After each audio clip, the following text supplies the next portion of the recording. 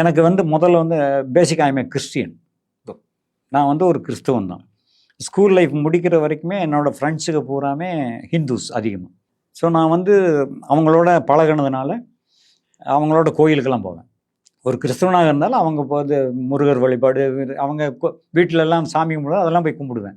அப்போது ஒரு தரம் வந்து என் ஃப்ரெண்டோட மதர் வந்து அவனுக்கு பொட்டு வைக்கும்போது ஸ்கூலுக்கு போகும்போது எனக்கும் வச்சு விட்டாங்க. நான் ஸ்கூலுக்கு போயிட்டு திரும்பி வரேன், இந்த பொட்டு அப்படியே இருந்து அழியாமல். எங்கள் அம்மா பார்த்துட்டு என்னடா பொட்டெல்லாம் வச்சுருக்க அப்படின்னு. இல்லைம்மா ஜெயச்சந்திரன் அவங்க அம்மா வச்சு விட்டாங்க. முகம் ரொம்ப லட்சணமாக இருக்குன்னு எங்கள் அம்மா. அந்த பொட்டு வச்சதே முகத்துக்கு ஒரு அழகுன்னாங்க. பொட்டு வச்சது அன்னைக்கு ஆரம்பிச்சது அந்த பொட்டு. அப்போ இருந்து இப்போ ஆமாம், பொட்டுலாம் வெளியே வர மாட்டேன். பொட்டுக்கு இன்னொரு ரீசன் சொல்லுங்களா? ஒரு பொட்டு வந்து என்ன தெரியுங்களா? கண் திருஷ்டியை குறைக்கும். கண் திருஷ்டி, அதாவது பார்வையிலேயே வந்து அது பெரிய திருஷ்டி. இவனா அப்படின்னு இந்த பார்வை பண்ணுறாங்களா, அதுதான் திருஷ்டிம்பாங்க.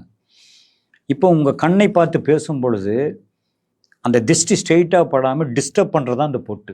இந்த பொட்டு. ஆமாம், அதுக்கு இவ்வளோ பவர் இருக்குங்களா? வைப்ரேட் பண்ணி அவனுடைய அந்த அந்த வைத்தறிச்சலை பூரா அவாப்ரேட் பண்ணிடும். அந்த பொட்டுக்கு அவ்வளோ விஷயம் இது. அதில் சந்தனத்துக்கு ஒரு குணம் இருக்குது, குங்குமத்துக்கு ஒரு குணம் இருக்குது, விபூதிக்கு ஒரு குணம் இருக்குது. இதெல்லாம் வித்தியாசம். இதெல்லாம் படைப்பு தான். இதெல்லாம் யாரும் இப்போ சொன்ன நம்புறது இல்லை.